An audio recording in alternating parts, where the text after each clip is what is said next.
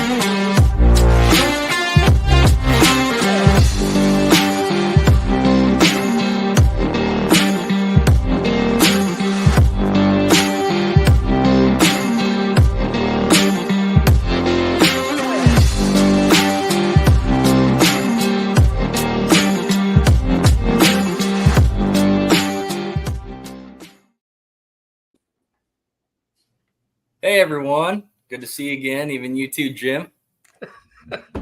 Well, we just don't ever wait, do we? No. Hey, we're coming live from the Andrew Downs AKC Marketing Studio, sponsored by Revelton Distilling Company and Green Beret Realty. Good to be back on, guys. Absolutely. Yeah. I think it's going to be another fun one, like kind of like the last one we had. So glad to be back. Agreed. Yeah, absolutely. Yeah. What are you guys drinking tonight? I've got a little bit Mountain Dew and some Revelton honey whiskey, of course. Where'd you guys get the cool cups? This one is really just not really that cool. It's Casey's, but it's my favorite cup.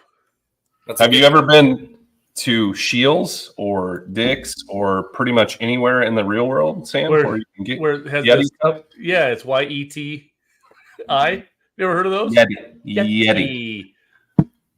Yeah. Have you ever heard of Sasquatch? Have you ever heard of the brand Arctic? Yes, I have a couple coolers. There's RTIC. Mm-hmm. Yeah, Missy got me this Arctic cup one time, and I couldn't find it. And I was like, "Hey, do you know where my cup is?" She's like, "What cup?" I'm like, "That RTIC cup you got me." I didn't know it was Arctic.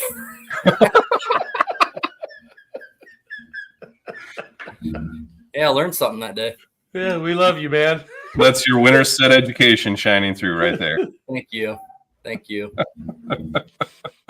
Oh. Well, if you guys are going to ask me what I'm drinking. Sam, what are you drinking? Sam, what do you got tonight?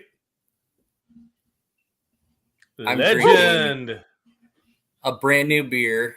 Well, year 2, called Legend.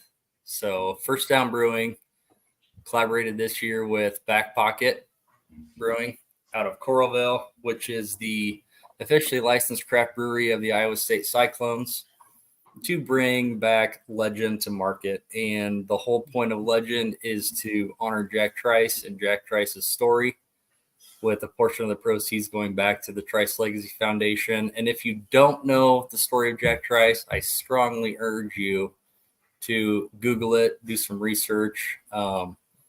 It's a very moving story, and we're just trying to gain awareness through not only the beer, but the Trice Legacy Foundation. So very cool. That's what I'm drinking tonight. So you had to go with Back Pocket Brewing because last year you were with Peachtree, is that right? Yeah, last year was with Peachtree. And they've no longer in business, correct? Yep, correct. Yep. Oh, got a nice, cool, different can and everything on that. Yeah, so it's a different can, also a new recipe. So super light drinking, 4.8% ABV. So I would say it's crushable. So you said it is a new recipe. It's a new recipe. Yeah, it's a wheat ale, so it's light and crisp. It's available at retailers throughout the state of Iowa. So head to your favorite local retailer. If they don't have it, ask them to get it. Or you can find it, of course, at the tap room at First Down Brewing and Back Pocket. Cool. Very neat. Chris Shipley says he's excited for your new beer, Sam. So that's good stuff. Yeah, I appreciate that, Chris. Big supporter. I'll take care of you, Chris. So, Sam, you kind of we kind of are a podcast because of your relationship with Trice, really. Isn't that kind of how this started? Is that true? That's how Ship and I met. Was we came out with Legend last year, and George Trice, who is a cousin of Jack Trice, he had a podcast and asked if I would come on and talk about the beer and everything. So I did last year, and then I met Ship, and we had always talked about a podcast, the three of us, and pitched the idea to Ship, and there we go. That's awesome. Yeah. It's kind of funny, who God puts in your path to keep you going. So for sure. Yeah.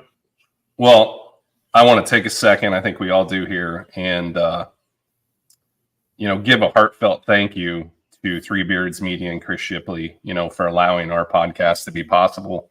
Mm-hmm. We're probably getting close to a year having done this now, which is pretty cool. But we really also want to thank our listeners for following us and making this pretty successful podcast. I mean, I think it's exceeded our expectations. Oh, definitely agree. Yeah. By far. And we kind of talked about this in the past, but we were nominated for an award at the 2024 Iowa Podcast Awards, and it was Best Sports Podcast, and that went down. Chris went and was there. We weren't able to make it, unfortunately, but we didn't win Best Sports Podcast, which we were pretty stiff competition. Washed Up Walk-Ons won that, and rightfully so. They do a great job. But what we did find out is that we finished 4th in the People's Choice Award. So there was like over 4,300 votes for podcasts, and we finished 4th in the People's Choice. So honestly, honored and humbled, that many people are thinking of us, and just appreciative of everybody out there, and hopefully we can continue to make this good and exciting for people to watch, So yeah. And if you voted, thank you. Absolutely. Appreciate it. Ship's watching tonight, so we appreciate you, Ship. Thank you so much. Absolutely, yes. So anyway, that's gives us goals for the next year too. We want to get better and better, and hopefully, a year from now, maybe we can say we have some hardware or something. So yeah, that'd be cool. Guys, in a year, that's pretty impressive. I don't want to hurt my shoulder patting us on the back, but in a year, that's pretty good stuff. Yeah, we started this. We wanted to have a little fun, get a little information out there. I had no idea there was an Iowa Podcast Awards. So just happy to be where we're at. And, the People's Choice Award, I thought that was very cool to finish 4th out of over 100 podcasts in Iowa. So yeah. And we're even giving them the PG version. Yeah. Well, we had one that was a little bit over PG when Ship was on with us. Yeah. Well, hey, wait till you come on the road with us, right, Ship? That's right. We'll go camping.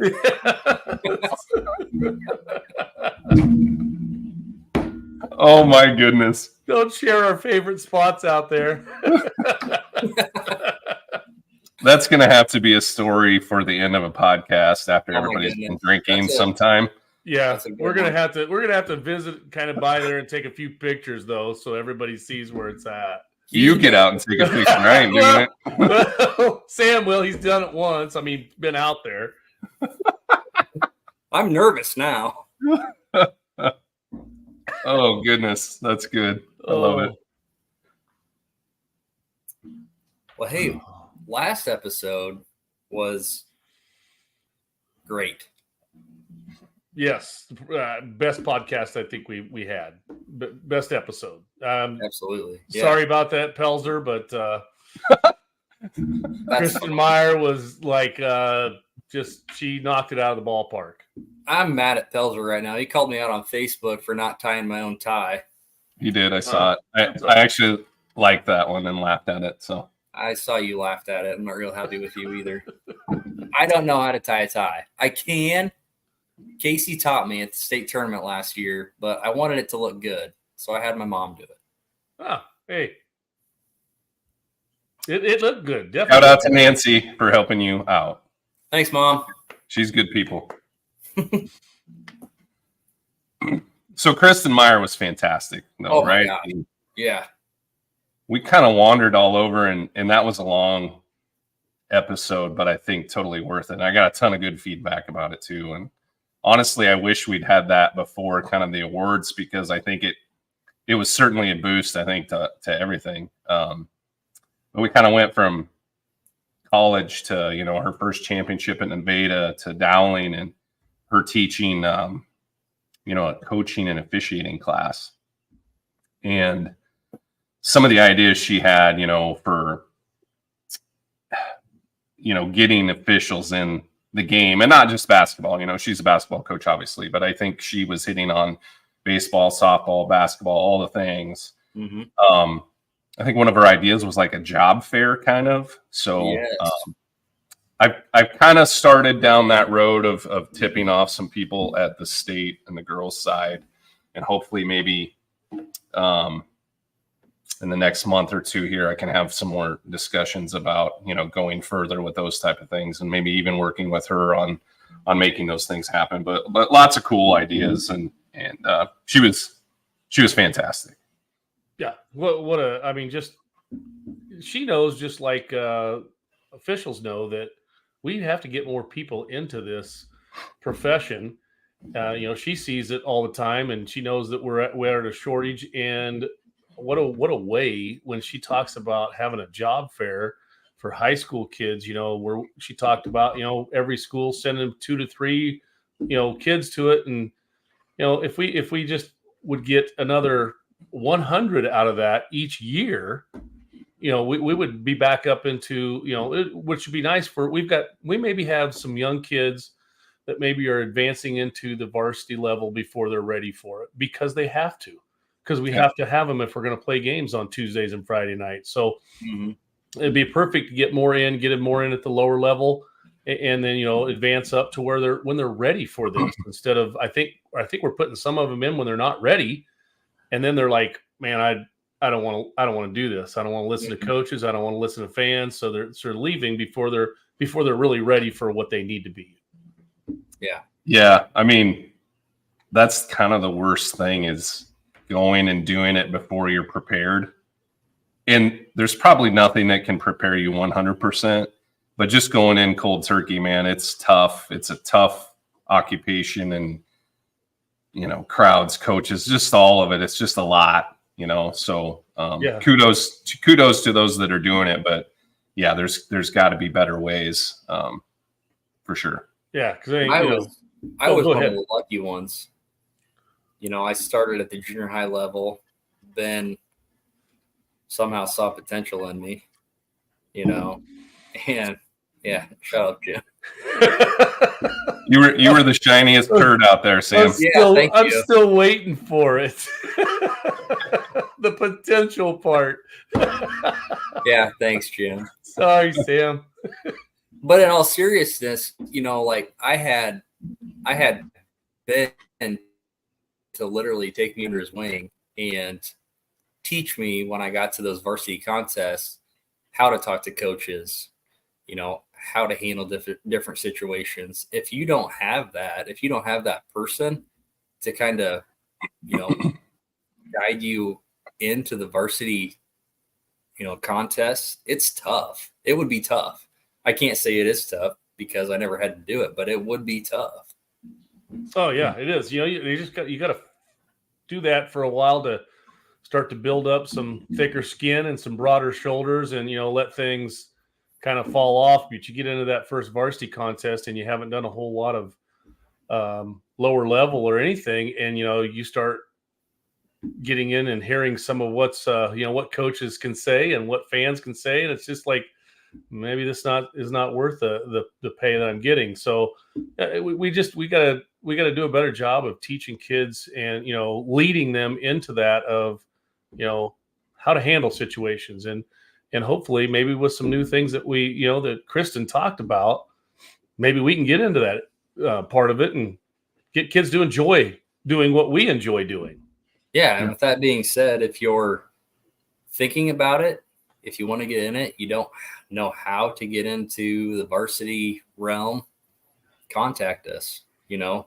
We could be those people for, younger people trying to get into the varsity level. So. Yeah, we would. Yeah, contact us, and we would love to. If somebody wants to ride along sometime, go with us to the game, see what we do pregame. See how things go, and just talk about some situations. We would enjoy that. Mm-hmm. Yep, for sure. Yeah, then I wouldn't have to talk to Jim so much. So on top of all that, we had a good time talking about Caitlin Clark, obviously too, who's a huge part of basketball from this state and kind of in the world right now. So that was a lot of fun. So we appreciate Kristen coming on. Thank you again. Mm-hmm.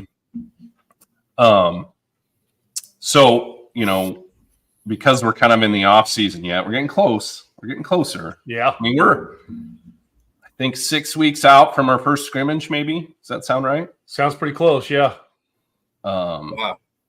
And I've added a couple things that you guys don't know about yet, but we'll get to that. You have to let Missy know that. I know. But we're going to keep focusing on guests. So we've got another great one tonight. He is a current basketball official and has kind of a unique career also. And so we kind of wanted to just kind of have a chat with him about how he balances that. And I think it's going to be another great guest and another, person I think a lot of people are very familiar with probably, and maybe don't know that he's a basketball official. So happy to introduce Travis Graven. He's a producer, director, and an on-air talent at Iowa PBS. So here he is. Let's get him up here. Travis, Hey. how are you? There I am on air. Hey, Travis. You're not used to this, are you, at all? This is a little different format, but yeah. And Look, just Probably a listening to little you more talk high about- tech. yeah. It can't be If you too need high any- tech. Jim's doing it. All day yesterday in the studio. I don't quite have the same setup here in my kitchen / living room. 650 square foot apartment. So That's okay. It works. So if you need any help with the technology, just maybe I'd probably ask Sam if I were you. But Are you serious? I've heard Jim's the expert. So Thanks, Wow. Travis. I appreciate that. I mean, Wow. at So least chiseled in stone. at least our internet here at good old Melcher Dallas works better than yours over there at Winterset. You were literally just buffered when you said that. And so did he just now, right? yeah, he did. It's going to be that night apparently. So Awesome. Travis, good to see you, man.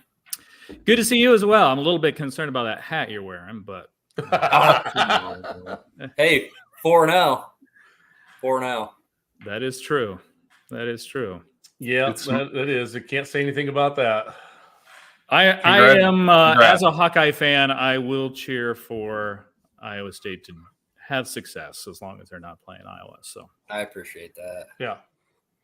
So, And- Travis, you and I started we left together. Gosh, I'm not even sure the years that we kind of worked about 7-8 games together, but it's got to be 7-8 years ago. I'm assuming somewhere around there. Yeah, it probably hasn't been quite that long. Not quite that long. Maybe 5 or 6. Okay. Because Travis isn't as old as you, Jim. I haven't even been doing it that long, but I still can't keep track of years. But I can remember that season that I was still kind of, I hadn't met Ben yet. Well, I knew him, but hadn't got into working with his crew and that. And I was working with lots of different people. But that year I worked about 7 or 8 games at least with you and Steve, and really enjoyed it, and thought that you really had great potential. As we talked about Sam still having some potential, but having great potential and being a very good official. I mean, I was impressed early on your demeanor, your mechanics. It was good to see. So with that, tell us a little bit about your background and what brought you into officiating basketball. Boy, that's an open-ended question. We got time. In terms of officiating, for some reason, I don't know what it was at a young age that intrigued me about it, but I've always watched officials. I've always been interested in officiating. When I was a young kid and I went to basketball games, softball games, I had an uncle who coached in our small school district back home and was the athletic director. So he was heavily involved in things. So my mom was supporting her brother and dragging me along. And so I went to a lot of sporting events from a very young age and always watched the officials and knew that was something that I kind of would love to do at some point if I had the opportunity.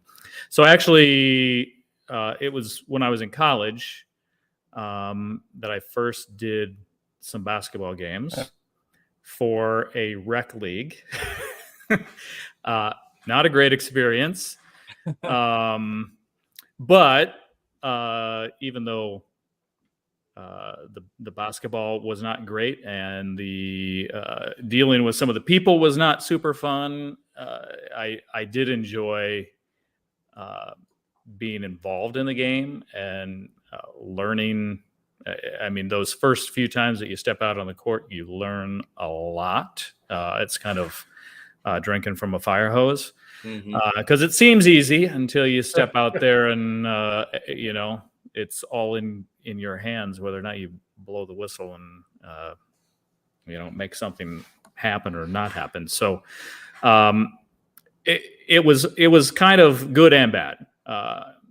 It was a good learning experience. I knew that I didn't want to do rec league basketball after that. But I majored in broadcast journalism. And so when I got out of college and I started working in the news business, that is not very conducive to officiating. So, well, actually, I should back up. Basketball was my first taste of officiating, but then I did start after my freshman year of college umpiring baseball and softball. And so I did that in the summers when I was in college, and I was back home for the summer.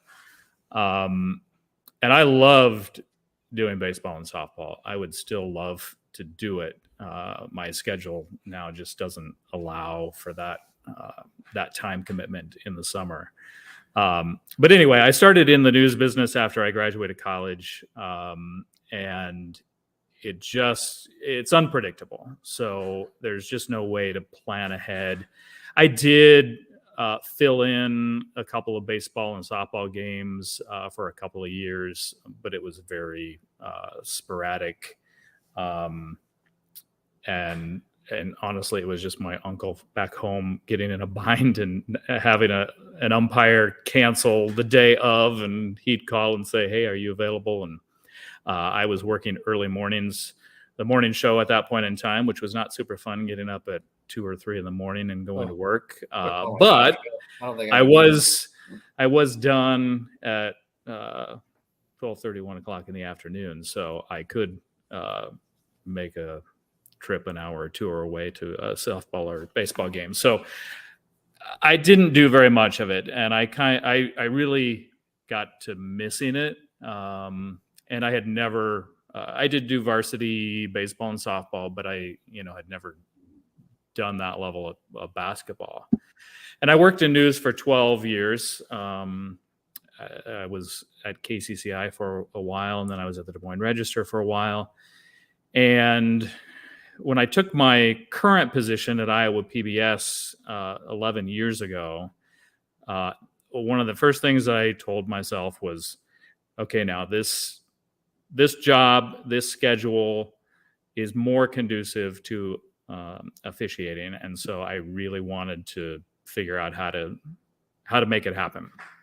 So I had no clue. I didn't know any officials, didn't really know what I was doing. I didn't know how to get started. Somehow I ended up at a camp. It was a team camp at Drake that Joel Oswald was running. And, I had kind of studied the rule book and mechanics, and obviously was an observer of sorts in my own accord for many, many years. So I guess Hi, Ben. Somehow. See, we should never joke about anybody's technical difficulties, because then, of course, my computer completely crashes. So sorry. Man. Technology, you gotta love it. The podcast was probably better while I was gone anyway. So keep really going, Travis. Anyway, I was at this camp. I guess I did fairly well, or like you guys were saying, they saw some sort of promise. I don't know exactly what it was exactly, but I talked to Joel a little bit. I was like, I don't know how to get started.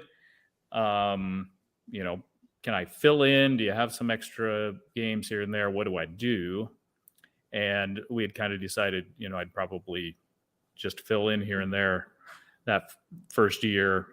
I didn't really know what was going to happen. A couple months goes by, and I got a call from him wondering if I might be interested in joining a crew, because somebody retired at the last minute about a month before the season was going to start. And so there was an opening on a crew, so I jumped in. The complete opposite of what you guys were talking about earlier, where it's good to start at the lower levels and get your feet wet and get some experience. Mm-hmm. I walked out on the court, my very first varsity game. Thankfully, it was a 1A game, not the best basketball, which, the more I've learned over time, sometimes I think, the not great basketball is some of the more difficult to officiate. No doubt. But it was not good. Jumping in that, I wish I could go back and watch the video of that game, because that had to be horrendous. And I or feel just bad not do it. It was not good. But I learned a lot quickly. And so I never worked any junior high or JV games initially to be able to make, mistakes and learn from other people who had done it, and be exposed to some situations and different kinds of circumstances where you maybe don't expect certain things to happen. They happen, you learn from them, then you're prepared to handle those situations on a bigger stage.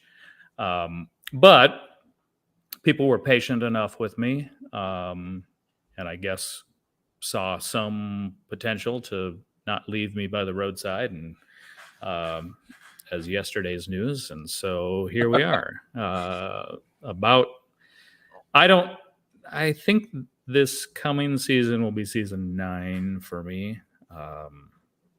But I should have kept better track. I could be off by a year, but It's been fun, and I still learn a lot. And thankfully, I've been able to work alongside people like Jim, and I've got people on my crew now that I respect and learn from, and so it's been fun. I enjoy it a lot. There's always that point in the season where you're in the grind and you're kind of ready for it to wind down, and it never fails. That last week comes and you put on the uniform and go to that last game, and it's kind of like, gosh, I wish we could extend the season another week or two. Or so anyway, that's kind of how I've come to here, and it works pretty well with my current job. I still do journalism. It's not daily deadline journalism. We don't have a newscast or anything at Iowa PBS. So most of what I'm working on is either pre-scheduled stuff that we know we're recording days or weeks in advance. And there's not as many last minute surprises as there are in the commercial news business. So it's allowed me to plan a full schedule, and for the most part, it works out pretty well. And I don't have to either short the officiating side of things and put other people in bad situations by skipping out the last minute. And I'm able to make it work with work where I don't have to leave them in bad situations by me not being there. So nice. How many nights a week then are you working during the season?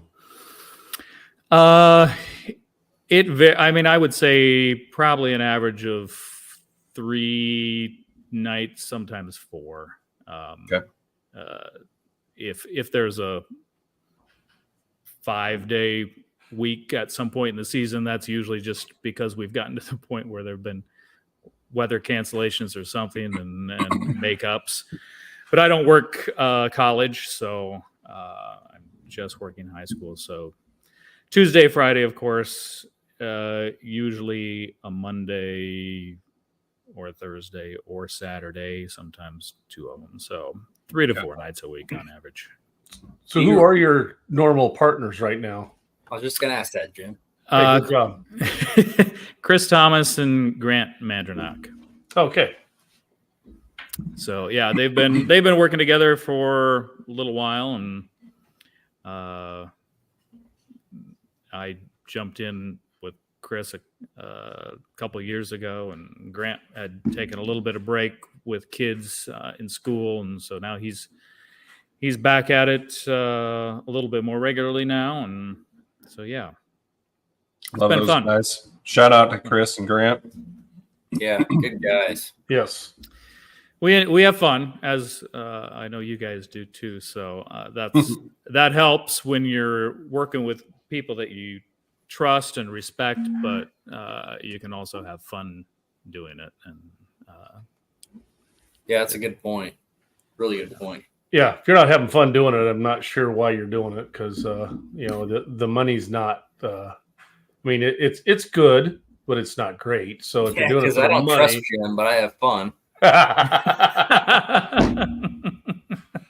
Okay, so I had some questions that I have here for you, and I think you went through about the first 6 already. I didn't even have to ask him. This is a guy who obviously knows, how to talk about himself and so forth, and So, but what are some of your most memorable moments officiating, good or bad? Or maybe one of each. Well, I tell you, there's a bad one that's fresh in my mind. Was that working with Sam and I? No, it wasn't me. Nope. Postseason last year, and had a dad in the stands who was not happy with us for a good chunk of the game, and you could tell early on. Sometimes there are fans, they're vocal enough that they're going to be a problem. But he was staying in his seat. He was yelling. it was fine. Tune it out. Late in the game, we were under a minute to go, and we had a shot go up right before the shot clock went off, split second. And it was the other team. And he thought that there was no way the shot got off in time. And that put him over the edge, set him off. And we come down the other end of the court. I'm lead. And I didn't even see it. I felt the impact on the floor, but he threw a full water bottle, chucked it from 3/4 of the way up in the stands. Threw a full water bottle in my direction. It probably missed me by a couple feet at most, and landed a few feet from me on the floor, and exploded, and water went everywhere. So you have two cleanups. You have the water and the coach. This was a dad. Or dad, and excuse me. Yes. So I hadn't really seen it, but the guy who was in trail saw kind of the whole thing unfold. So obviously we stopped the game, and the dad then starts to come down out of the stands. So, teams go to the bench. There was an officer there. So he came over to get in between, and the athletic director, of course, was running over, and this was the visiting team. But got him out of the gym, took a few minutes. Then we had to get the mops out and mop up the floor. And we had 30, 40 seconds left in the game. At this point, it was 7 or 8 points, I think. I can't remember exactly, but it kind of, unfortunately, was a bit anticlimactic from that point on. And it's postseason, so that's the end of the road for that team. And I feel bad in those situations for, the son of this guy was on the floor and in the midst of that, and it seemed to me to be embarrassed by what was going on. The coach couldn't have been more cooperative and nice about it, and recognized that this person had been an issue in games in the past. So it was an unfortunate situation, and a learning experience for me, because I look back at the tape, and I kind of stood there on the end line for probably longer than I should have before moving to midcourt and getting away from the door and being potentially involved in a escalation of the situation that didn't need to be. But those. Did you ever think about picking up the bottle of water and saying, "Thank you, sir, I was thirsty"? How'd you know I needed that? I did not. I don't know if that would have made the situation better or probably would have poked the bear. Yeah. But I know in talking with some other folks that this person had a history of not being a model fan, unfortunately. So, okay, I have 2 follow-up questions to that then. Have you ever tossed a fan or a coach or anything like that?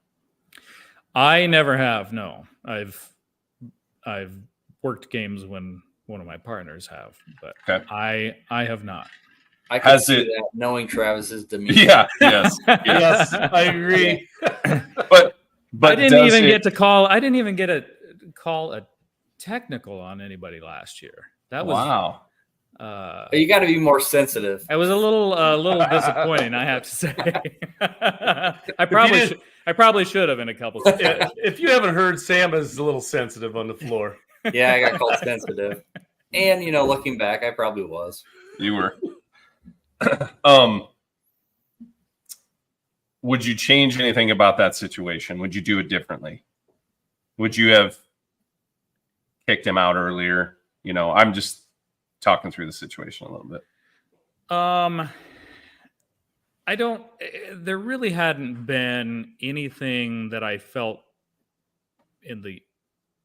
up to that point that really sent it over the edge in terms of tossing him. I mean, he hadn't threatened anything. He was vocal. He was complaining about calls, but he had not gone over the top and wasn't cussing or threatening directly myself or either of my partners. So yeah, I don't think there was anything we would have done with him before that, but it definitely does. When you think back, it makes you think about, was there something we could have or should have done that maybe would have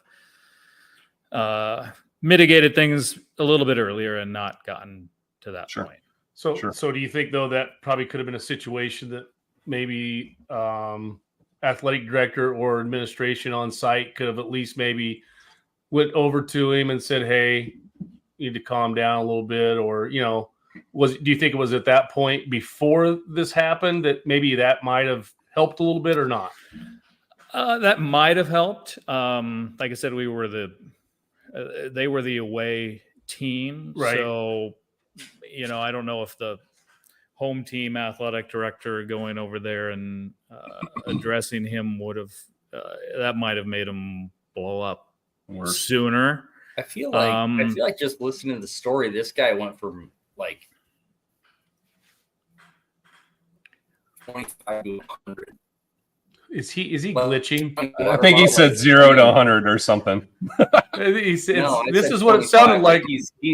But this is what it sounded like, Sam. 25%, and then he's just like, screw it, I'm throwing this water bottle. Like, yeah, how did you prepare for that? It did kind of just escalate really quickly, and like I said, it caught me off guard. I didn't know for sure I kind of felt the impact when the bottle hit the floor, but I didn't see it. And so after it all happened, I was kind of like, well, geez, what was that? And I look over and there's, water everywhere on the baseline. I thought, well, shit, that water bottle just flew by me and barely missed. Sir, this is Aquafina. I prefer Dasani.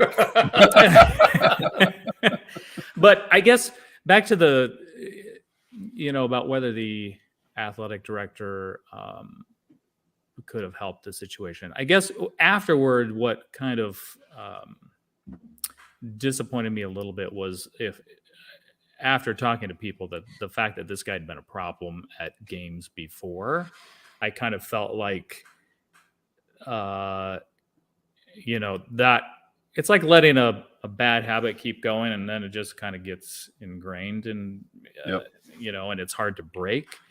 I think maybe if things had been addressed differently with this person earlier, that maybe we wouldn't have been in that situation, or maybe, and the district did address it with that person after the fact. So, I don't know. That kind of leads into, I think, how many times have we've talked to an athletic director at halftime, whatever break, said, hey, such and such in the crowd. And one of the comments we hear is, yeah, we've had problems with him all year. I mean, we've more than a handful of times. And I'm just like, if you've had problems with him all year, maybe it's time to, just have a little talk and say, this is not the way we expect people to act in our gym and so forth. But Except I think that more of that's got to be done. One time, Jim. What's that? What'd you say? That grief that you threw out one time. You didn't even throw it out. I didn't. You didn't. I didn't. I just told the athletic director I don't want to hear any more from him. Well, you didn't. He was gone. You didn't because he was gone. Yeah. But to be fair, in Jim's defense, Jim was an a-hole as a coach, but as an athletic director, I think he's really good about that type of stuff. That's not going to happen at Melcher Dallas because you're not going to allow that to happen. I think, agree. And I think there needs to be more of that, whether it's principals, ADs, whoever's there in charge needs to have our back. And I don't think that happens enough. Well, I think that Jim's so good at that because of his experience being an official. It is. I mean, there's some things that, that I know as an official that it doesn't bother me that you say it, but there's other things when you go over the line. I can still remember, this has just been a couple years ago. I had a fan at Melcher over at Southeast Warren that was yelling play after play after play. And I finally went over and I said, hey, that's enough. And they looked at me and they said, well, don't you think that was a foul? And I said, it doesn't matter what you think or what I think. If the official called it a foul or didn't call it a foul, then that's what it is. But we can't continue to yell at them all night long. And it stopped. So, it's, you can easily do it in a manner that you're not being a jerk to that person. You just go up and say, hey, that's enough. We can't have that here. And that's all you got to do. You don't have to go up and act like you're Grandpa Jim to them and scold them that they're not doing the right thing. But, we don't want that stuff here at Melcher Dallas. We don't want to have that type of reputation. And maybe we do, but we try to get rid of it. Jim, do you think that is more difficult at a smaller school where, everybody kind of knows everybody else a little more intimately perhaps than at a larger school? Does that make any difference, do you think? I would agree. I would agree with that because, and not only have I been here for 38 years, but, I also graduated from Melcher Dallas. So, long time. Everybody knows me. And that, so, but I think that everybody knows me, but I think everybody knows kind of what I expect also. So, and I'm not saying we don't have unruly fans, because we do, just like anywhere else, but, we try to correct the situation and we want it to reflect on our students and our athletes that this is the type of people we want to be when we're competing. I think what you said there is key, that people know what to expect. And I think that's important for whether it's coaches or athletic directors or administrators to let parents, let fans and players and coaches know what the expectations are for how you should behave and what's not going to be allowed. If people know that up front and it's clear that somebody's going to hold them accountable if they don't meet that standard, then they really don't have anything to complain about in the end if they get a little bit sideways with things. But I think sometimes it's not, that expectation is not set with people. People think they can get away with whatever. There's not going to be any consequences, and so things go downhill from there. Right. Well, we just talked about it. I just thought about this from not this last Friday before we have homecoming, and we had a great crowd at Melcher Dallas. I mean, it was first time I've ever had to shut the gate off to where we park our cars on the practice field because we had so many people there, and we had officials know me very well that are there. And I always tell them, if you got any problems with anybody, please let me know so I can take care of it. So they said, hey, guy down here, could you take care of him? I just go down, former player of mine, and said, hey, so-and-so, that's enough. And he goes, I got it. I'm done. And then a couple days later, he sees me. He goes, hey, I appreciate you not just throwing me out of the game and embarrassing me in front of my family and that. He goes, it won't happen again. So, nice. It's I don't know. I guess for some people, it's easy to do that. For some people, they don't like confrontation and don't want to deal with it. And that's when it gets worse. Yep.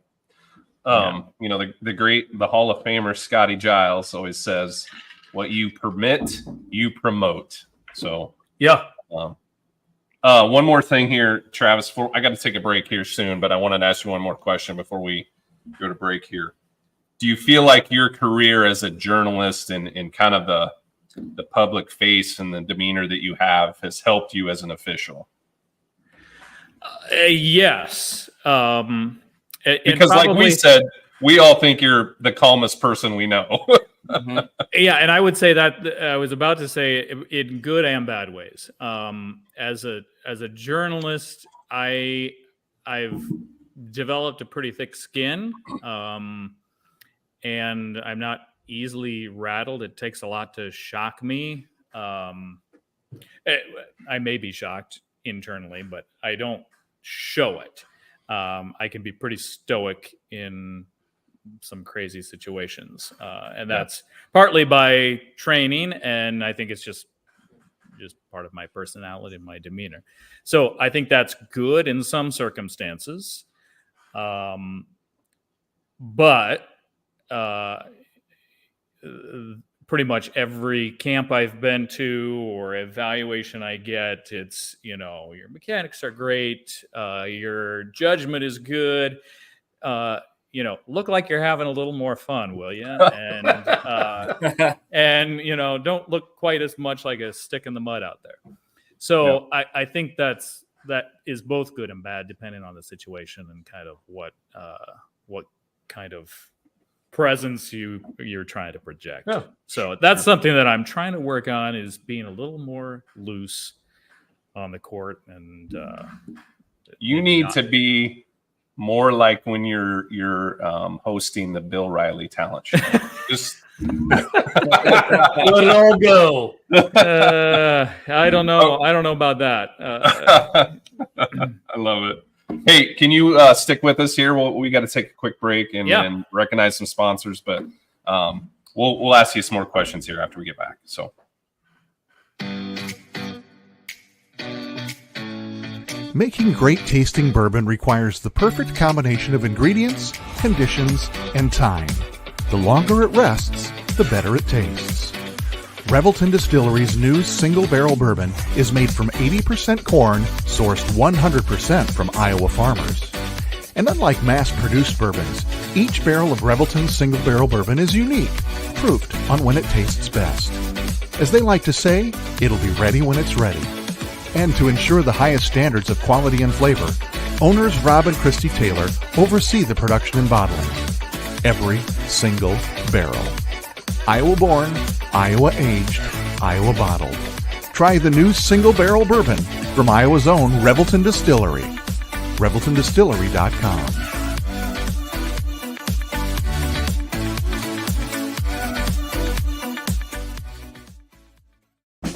In 2023, a crack Green Beret named Dan Douglas retired his military command and promptly escaped to a full-time career in real estate. Today, this man is wanted by home buyers and sellers who want to survive the process without spending a fortune. If you have a home to sell or want to buy one, maybe you can hire Dan Douglas at Green Beret Realty. You can find him at greenberetrealty.com. greenberetrealty.com. And we're back, minus Sam. Wonder where he's at. It just got better and better.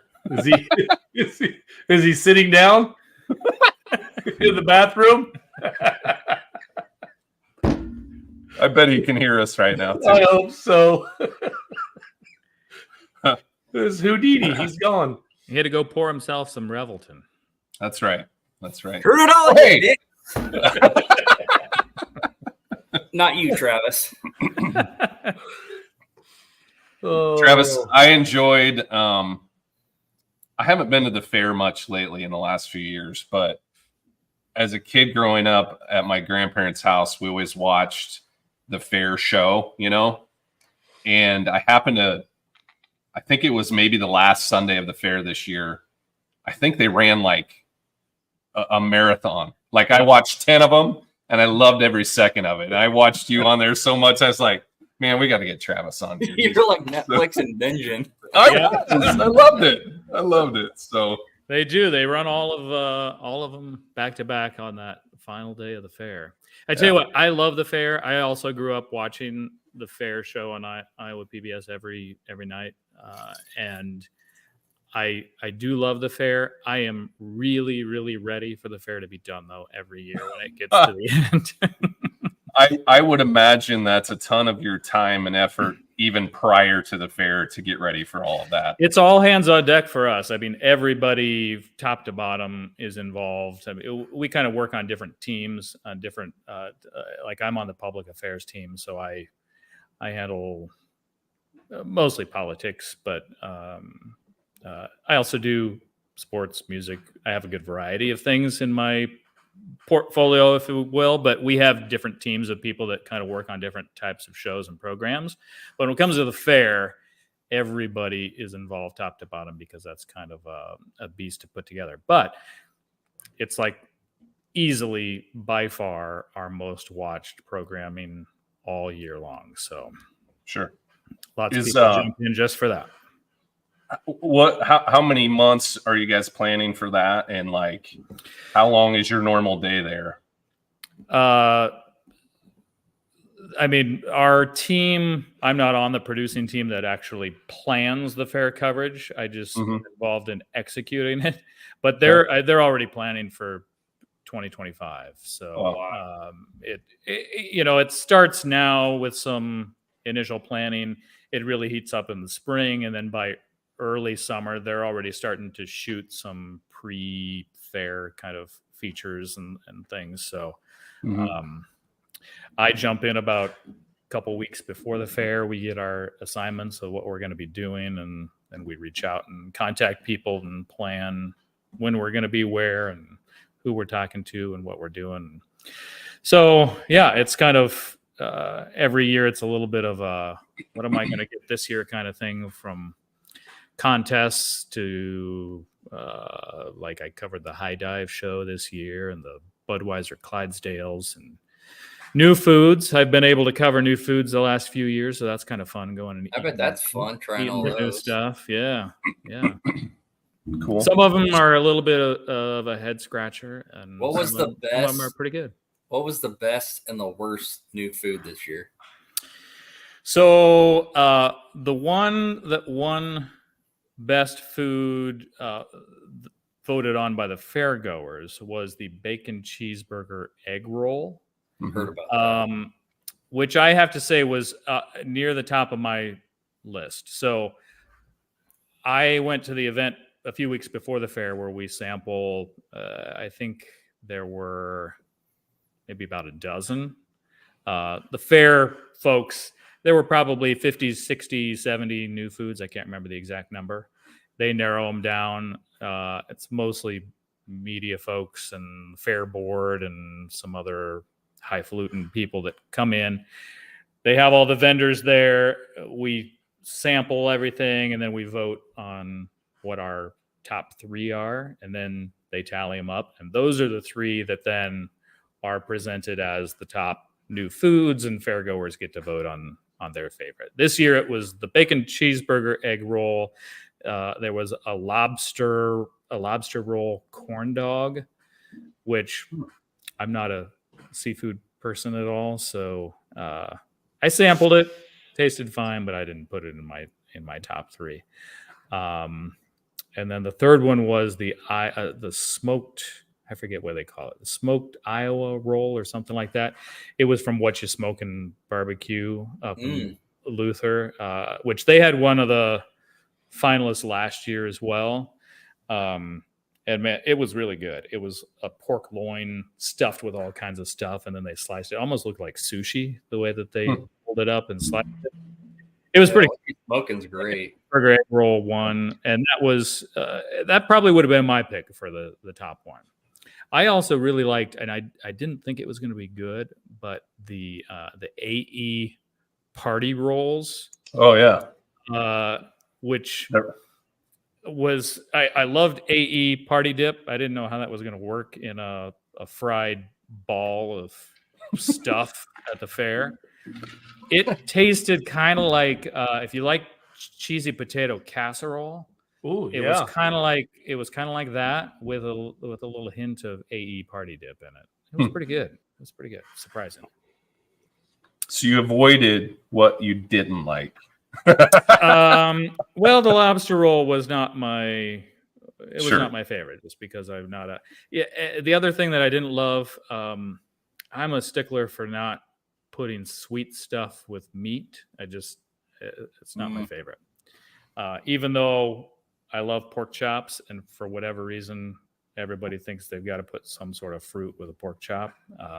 And I get from a chef standpoint, that might be a good pairing. It's not for me. And so one of with you on that. the new items was this massive cheeseburger. It was layered with stuff, and it had like jalapeno cheese sauce on it and everything. And it was sandwiched between like 2 funnel cakes as the bun. Woof. Just Jim, you can't have it. You're over the top. Heart attack number 3. You don't need to sample it. It wasn't great.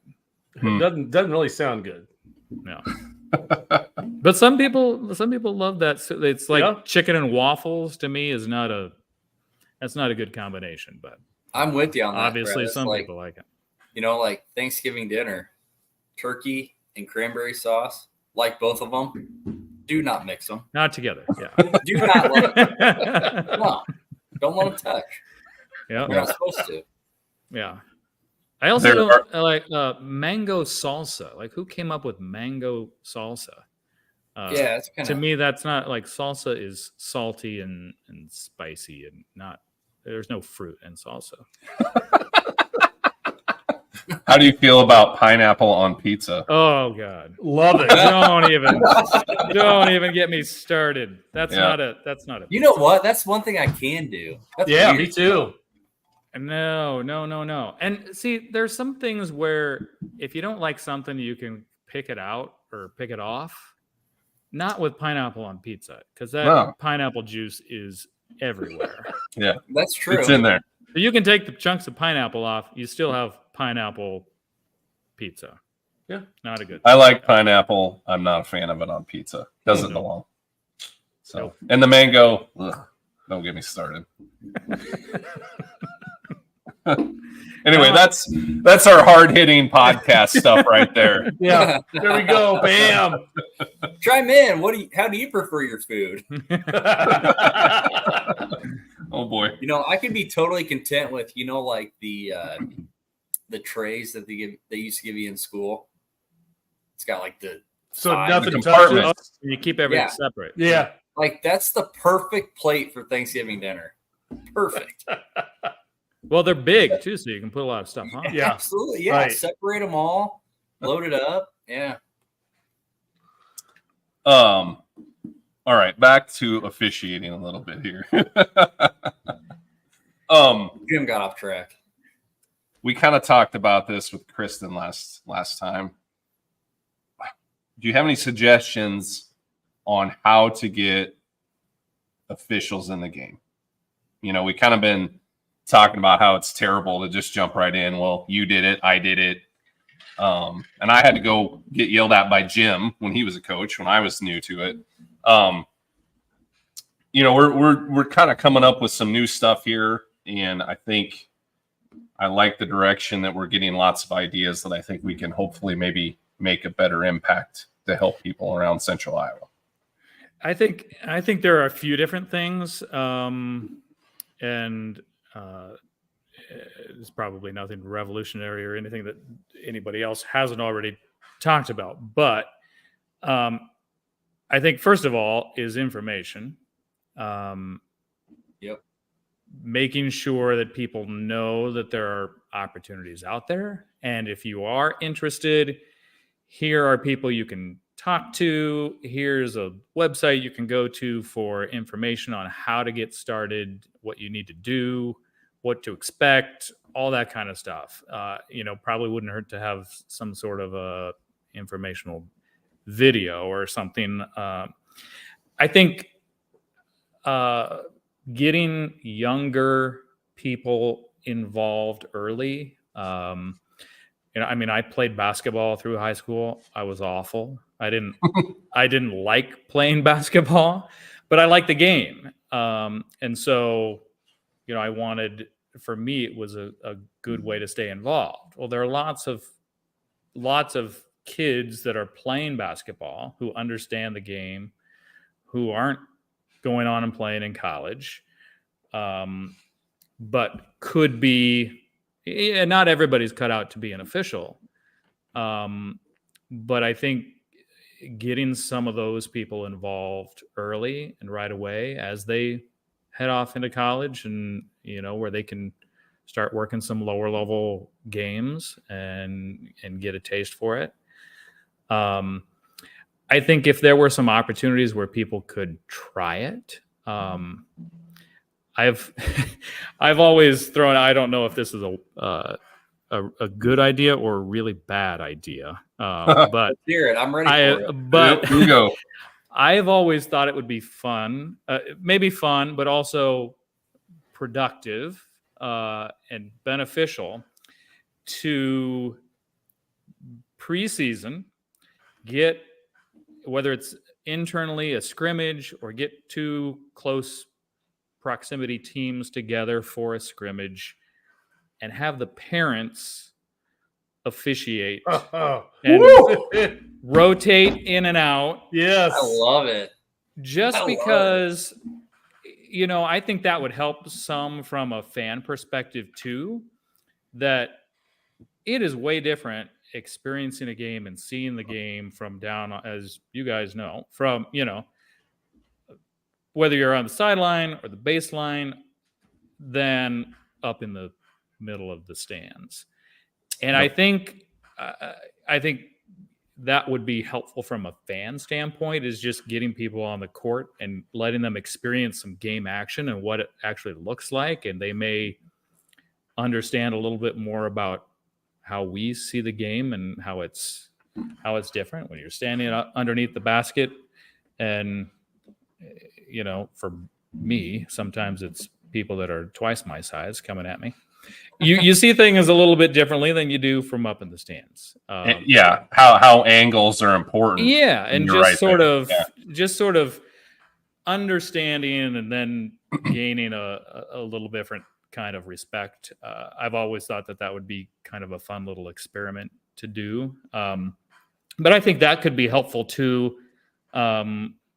At whatever, you know, whether we could do that at the high school level or college level, to get people involved and just get some, you know, let them get a feel for it in a very low pressure situation where it's a scrimmage and there are no fans around to be yelling at people, and not that different from a camp situation, but Sure.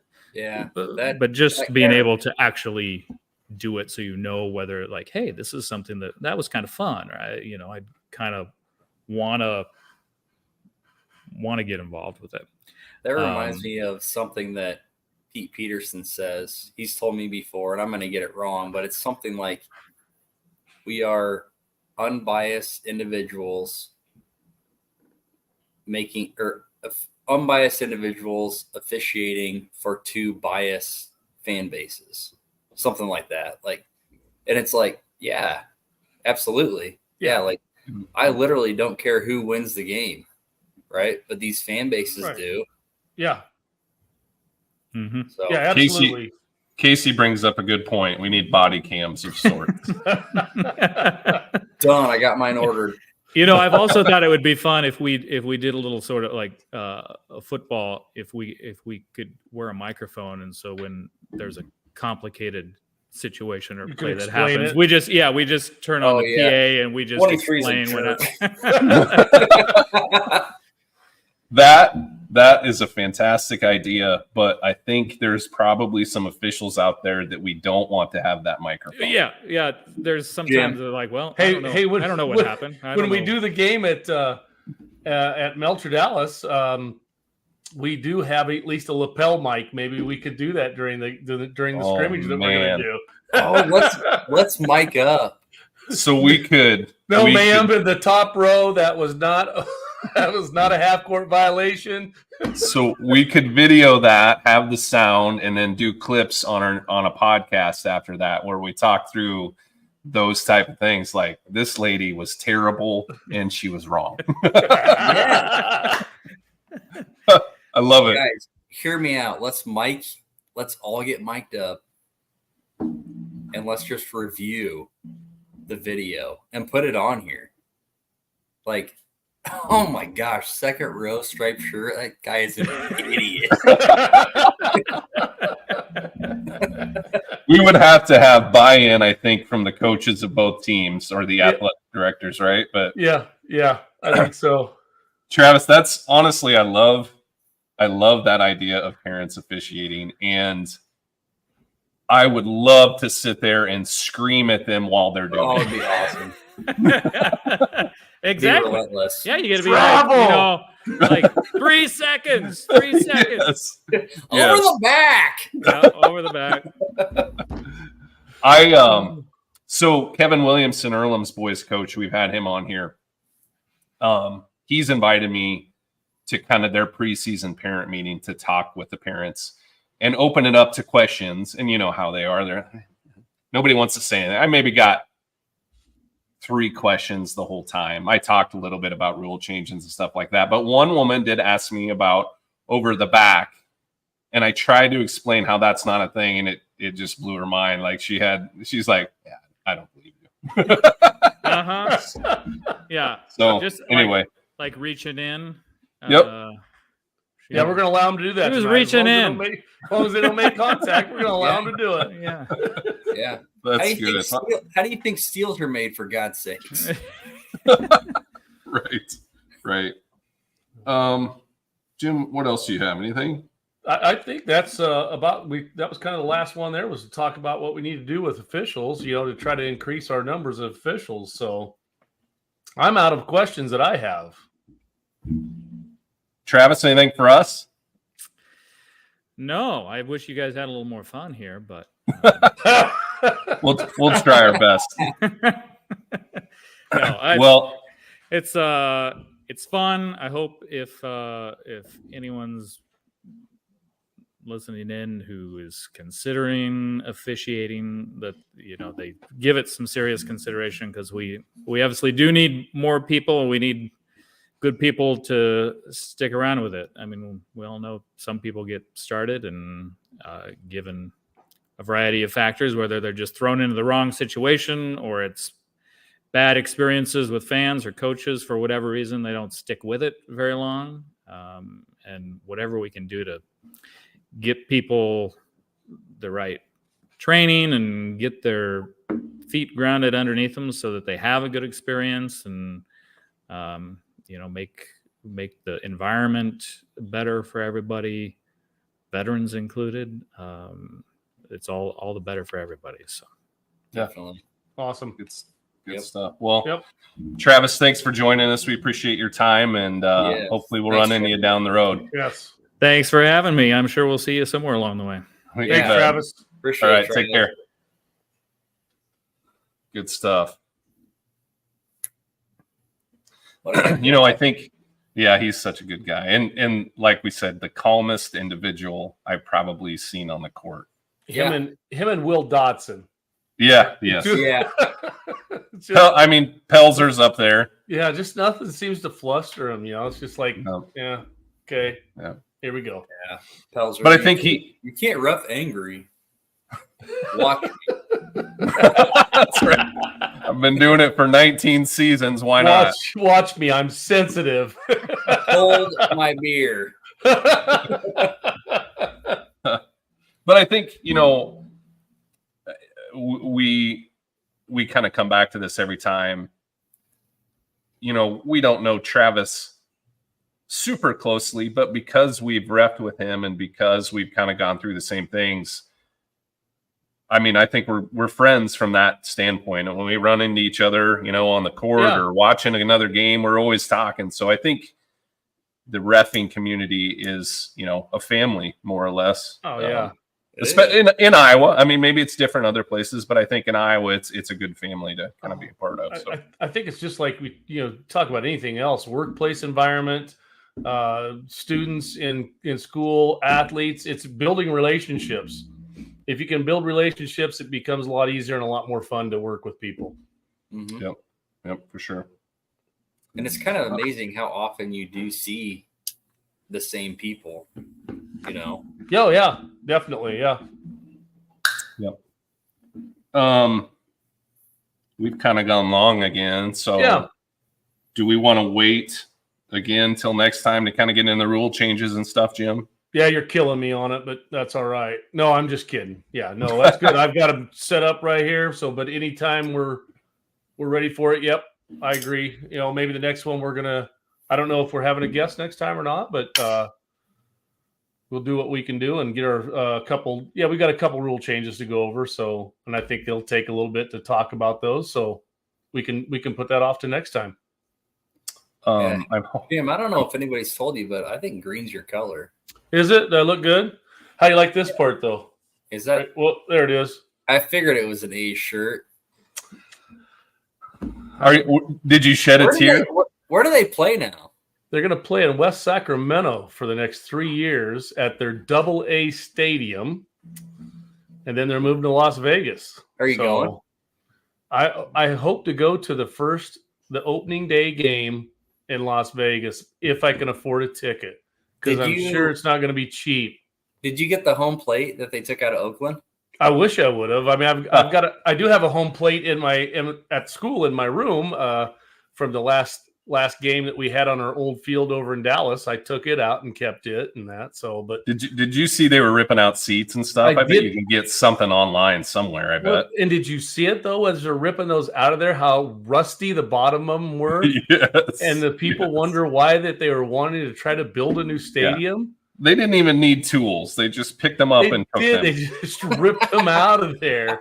Yeah, I did see that, but no. Yep, I got to support my team, but not a great year, but better than it was last year. Sam, I think before we go, since we've been talking about your beer tonight, and I just heard you open another one. We ought to run back to Ragbri here real quick and show. Oh yeah, let's talk about that. So let's. Here's 3 good-looking dudes. That was fun. That was fun. You want to talk about that a little, Sam? Man, I could have been the 4th beard in 3 Beers Media. Yeah. 4 Beers Media. Look at that thing. Yeah. So my beard growing season is not officiating season, so I was right in the middle of it. But did you just shave that off for that wedding or something this past weekend? I shaved it off before, but yeah. Gotcha. It was time to go. But yeah, so here's all of us at our Ragbri tent this past summer.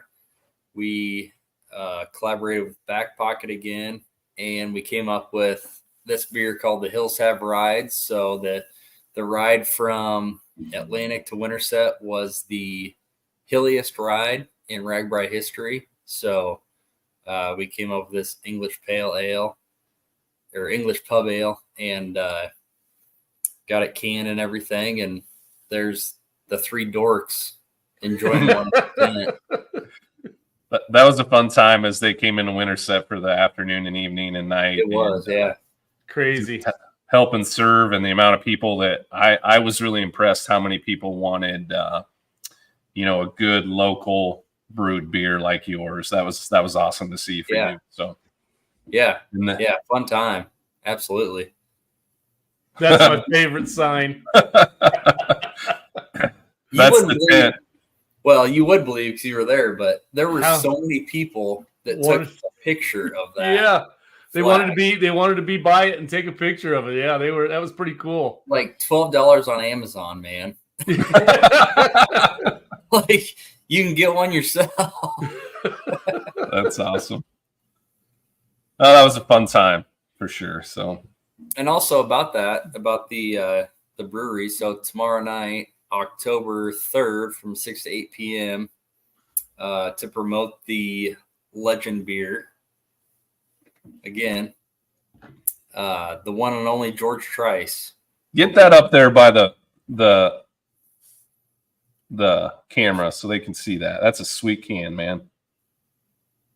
That's a good looking. That is neat. Very neat. We got Jack and the I Will from his letter.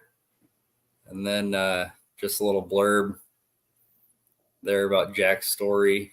But anyway, George Trice will be at the tap room in Winterset tomorrow night from 6 to 8, promoting Legend and also talking about the Trice Legacy Foundation and their continuing impact, which is what we're trying to raise money for. So if you're free tomorrow night, 6 to 8 p.m., Winterset, First Down Brewing, stop by, have a chance to meet George, and enjoy a Legend beer.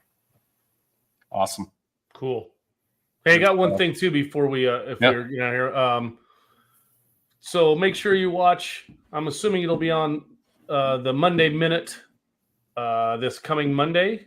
The Iowa Girls High School Athletic Union tomorrow morning is stopping by Melcher Dallas to view and our new facilities, and and to put that on the Monday Minute. And then they're actually going down to our good old buddy. They're going down to the Southern Iowa Tour, and they're going to Mount Air. Oh, nice! Scotty Giles has some new stuff to show them. So cool. So I'm assuming Ben and Taylor will be down tomorrow morning at 9:00 at Melcher. They're going to do some stuff for the Monday Minute, show off our new facility. So get a chance to look at that on Monday morning. They'll have that out. That'd be great. That's awesome. That's a good shout out, Jim. I love that. Yeah, I bet that's awesome, Jim, to have that. Yeah, I'll tell you. I just talked to the superintendent today. We were talking about just the attitude of our kids has changed this year. I mean, it really has. You know, we were in half of the building we are in now. You know, because we also built 4 classrooms in that other building, plus the gym, plus the weight room, and it almost feels like sometimes there's nobody there. I mean, I know we're a small school, but before it was like you're running into people all over the place because we've got them jam-packed everywhere. And our kids have the support that they've given our football team and our volleyball team has just been unmatched. I think they're just, they're thrilled to have what they've got. I told people, I'd love to show people our weight room, and that when they've seen our gym, I said, hey, you got to come see the weight room too. And I said, we're not bragging. We are fortunate to have what we have, and we're happy about it. So it's been a great start of the year so far for us. You know, it wouldn't be the worst idea ever if the Monday Minute mentioned the Three Blind Refs podcast, you know, to help promote officiating. That is true. We could get that. Well, I'll have to talk to Ben about that tomorrow morning. Mm-hmm.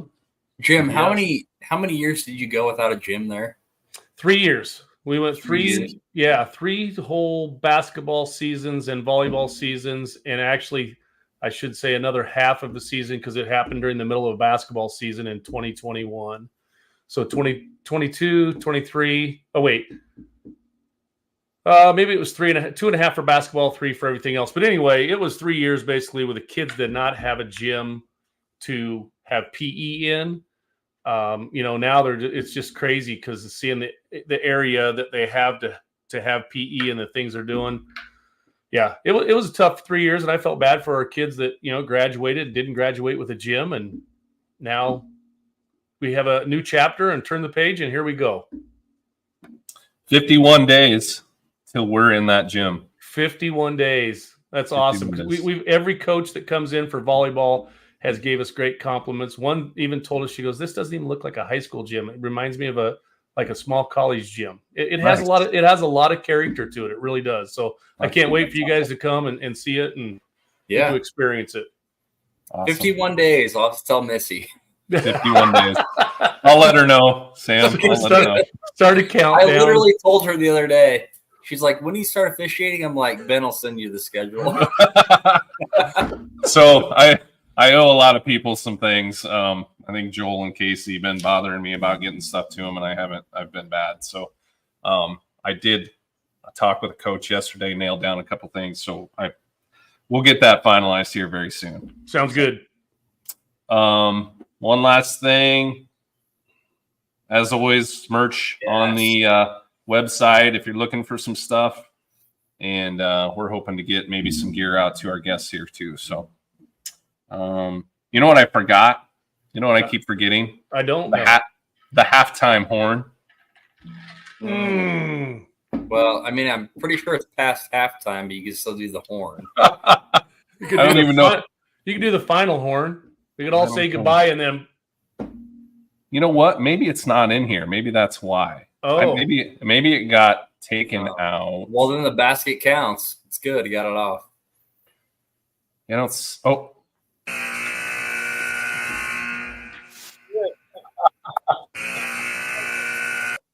see everybody in 2 weeks. All right. Good to see you. Hopefully we'll have a really solid guest here the next time too. I've got awesome. So you bet. All right. Signing off. Thanks everybody. Thank you. Thank you.